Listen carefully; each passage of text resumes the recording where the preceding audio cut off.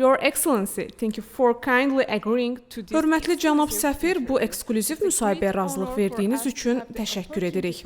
Sizinlə Misir və Azərbaycan arasında münasibətlərin mövcud vəziyyəti və gələcək perspektivləri, eləcə də ölkəmizlə bağlı şəxsi təəssüratlarınızı müzakirə etmək bizim üçün böyük şərəfdir. Hörmətli cənab səfir, etimadnamələrinizi təqdim etdikdən sonra Azərbaycan prezidenti ilə ilk görüşünüz necə keçdi? Hansı əsas mövzular müzakirə olundu? The main topics discussed. İlk növbədə bu imkanı yaratdığınız üçün sizə təşəkkür edirəm. Misir uzun illərdir Azərbaycanın etibarlı tərəfdaşıdır. Hər iki ölkəni dərin tarixi bağlar, ortaq maraqlar və dəyərlər birləşdirir. Biz elə bir regionda yaşayırıq ki, bir ölkənin atdığı addım digərlərinə də təsir göstərir. Prezident İlham Əliyevlə görüşmək və etimadnamələrimi təqdim etmək mənim üçün böyük şərəf idi. Diplomat üçün ən yüksək nailiyyətlərdən biri ölkəsini səfir kimi təmsil etməkdir. Bu mənim ikinci səfirlik təyinatımdır. Bundan əvvəl Cibutidə səfir olmuşam. Prezident İlham Əliyev kimi uzaq görən, ölkəsinin gündəlik inkişafında fəal iştirak edən və beynəlxalq aləmdə böyük hörmət qazanan liderlə görüşmək mənim üçün çox təsirli və ilham verici təcrübə idi. Azərbaycana ilk gəlişinizdə sizdə hansı təəssüratlar yarandı? The easiest way to know something about it is searching on the internet. Azərbaycana gəlməzdən əvvəl ölkə haqqında onlayn araşdırma aparmışdım. Lakin etiraf etməliyəm ki, virtual təsvir reallığı tam əks etdirmir. Bakıya çatanda şəhərin gözəlliyi və insanların qonaqpərvərliyi məni valeh etdi. Həmçinin Qarabağa və Şuşaya səfər etdim. Orada gördüklərim məndə dərin təəssürat yaratdı. Azərbaycan çox gözəl ölkədir və dünyada daha geniş tanıdılmağa layiqdir. Burada təmizlik, səliqə və infrastruktur yüksək səviyyədədir. İnsanlar bəzən tıxacdan şikayətlənirlər, amma London, Paris, New York və Qahirə kimi bütün böyük şəhərlərdə oxşar problem var. Azərbaycanda isə nəqliyyatın təşkili və idarə olunması çox sibil və səmərəlidir. Bu da həm dövlət rəhbərliyinin, həm də xalqın həyat keyfiyyətini hər gün yaxşılaşdırmaq əzmini göstərir. Prezident İlham Əliyev və Prezident Əbdülfəttah Əs-Sisi arasında dostluq münasibətlərini nəzərə alaraq Misir-Azərbaycan əlaqələrinin hazırki vəziyyətini necə qiymətləndirirsiniz? I would assess that we need to do much more to reach the level of understanding between the two heads of states. Hər iki prezident arasında münasibətlər qarşılıqlı hörmət və qardaşlıq ruhu üzərində qurulub. Onlar etimada əsaslanan möhkəm əməkdaşlıq təməli yaradıblar. Düşünürəm ki, biz, diplomatlar və rəsmilər, bu münasibətləri liderlərimizin göstərdiyi səviyyəyə çatdırmaq üçün daha çox çalışmalıyıq. Onların məqsədləri aydındır və bu vizyonu reallığa çevirmək bizim borcumuzdur. We need to materialize this.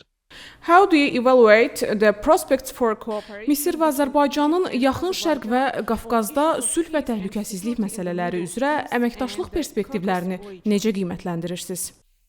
Well, based on the fact that we have had the peace summit in Sharm el-Sheikh, Şarm el-Şeyxdə keçirilmiş sülh samiti və Qəzzada gərginliyin azaldılması istiqamətindəki səylər bizə ümid verir ki, Yaxın Şərqdə davamlı sülh mümkün olacaq. Eyni zamanda Azərbaycanın işğaldan azad edilmiş torpaqları və Vaşinqton razılaşmaları Qafqazda sabitliyə mühüm töhfədir. Hər iki regionun ortaq məqsədi sülh və inkişafdır və mən səmimi şəkildə arzulayıram ki, bu sabitlik uzun müddətli olsun. Misir və Azərbaycan arasında ticarət dövriyyəsinin həcmi nə qədərdir və onu artırmaq üçün hansı tədbirlər planlaşdırılır? Açığı, hazırki ticarət dövriyyəsi potensialımıza uyğun deyil. Azərbaycanın son statistik illik hesabatına əsasən, Misirdən idxal təxminən 40 milyon, ixrac isə 5 milyon ABŞ dolları civarındadır. Bu rəqəmlər real imkanlarımızı əks etdirmir. Kənd təsərrüfatı sahəsində müəyyən oxşarlıqlar olsa da, sənaye, tekstil və texnologiya sektorlarında əməkdaşlıq üçün böyük imkanlar var. Sadəcə ticarətlə kifayətlənməməliyik. İnvestisiyalar, potensialın artırılması və mədəni mübadilə sahələrinə diqqət yetirməliyik. Çünki bunlar ölkələrimizi bir-birinə daha da yaxınlaşdırır.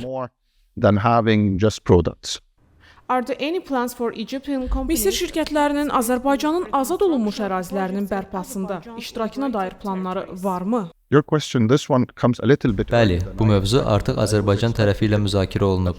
Misir azad edilmiş ərazilərin bərpasında iştirak etməyə tam hazırdır. Belə layihələr təbii ki, qarşılıqlı koordinasiya və maliyyə mexanizmləri tələb edir. Piramidaları min illər əvvəl inşa etmiş bir ölkə kimi Misir, inşaat və infrastruktur sahəsində böyük təcrübəyə malikdir. Məsələn, Süveyş kanalının genişləndirilməsi layihəsi beynəlxalq ekspertlərin 3 ildən tez başa çatdırmağın mümkün olmayacağını düşündüyü bir layihə idi. Bu layihə Misirdə cəmi 1 illə uğurla tamamlanıb. Bu bizim potensialımızın göstəricisidir və Qarabağın bərpasında da bu potensial faydalı ola bilər. Misirli turistlərin Azərbaycana artan marağını necə qiymətləndirirsiniz? Turizm sahəsində hər iki ölkə üçün hansı imkanlar mövcuddur? Tourists in the field of tourism. Misirdən Azərbaycana gələn turistlərin sayının artmasından çox məmnunuq. İki ölkə arasında birbaşa aviareyslərin olması bu prosesi daha da asanlaşdırır. Eyni zamanda çoxlu sayda Azərbaycanlı turist də Misiri, xüsusilə Qırmızı dəniz sahillərini ziyarət edir. Biz onların marağını yalnız sahil bölgələri ilə məhdudlaşdırmamaq, Qahirə, Luxor və Asvan kimi qədim şəhərlərə də yönəltmək istəyirik. Noyabr ayında açılacaq dünyanın ən böyük muzeylərindən biri olan Böyük Misir Muzeyi iki ölkə arasında turizm əlaqələrini daha da möhkəmləndirəcək.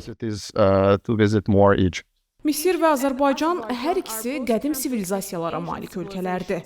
Mədəniyyət sahəsində hansı yeni layihələrin həyata keçirilməsi planlaşdırılır? One of the areas we are discussing, and it came after my visit to Karabağ. Qarabağa səfərim zamanı Azərbaycanın mədəni irs obyektlərinə vurulmuş zərəri öz gözlərimlə gördüm.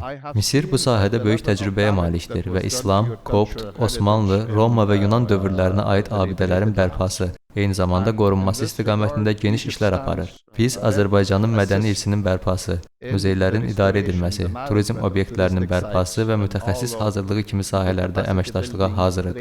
Hər iki xalq tarix və mədəniyyətə dərin hörmətlə yanaşır, bu da bizi təbii tərəfdaş edir. Are there any student exchange programs? Misir və Azərbaycan universitetləri arasında tələbə mübadiləsi və ya birgə akademik təşəbbüslər planlaşdırılırmı? Hazırda bir çox Azərbaycanlı tələbə Misirdə, əsasən Əl-Əzhər Universitetində təhsil alır. Eyni zamanda Misirli tələbələr də Azərbaycanda tibb, neft mühəndisliyi, dənizçilik kimi ixtisaslar üzrə oxuyurlar. Lakin bu sahədə əməkdaşlıq daha da genişləndirilə bilər. Misirdə dünyanın ən yaxşı 500 universiteti sırasına daxil olan bir neçə ali məktəb fəaliyyət göstərir və beynəlxalq tərəfdaşlıqlarımız var. Ailəyə və mədəni dəyərlərə hörmət baxımından xalqlarımız çox oxşardır. Bu səbəbdən Azərbaycanlı tələbələr üçün Misirdə təhsil almaq həm mədəni, həm də sosial baxımdan çox rahat mühit yaradır. Hörmətli cənab səfir, fəaliyyətiniz dövründə əsas məqsədləriniz və prioritetləriniz nədən ibarətdir?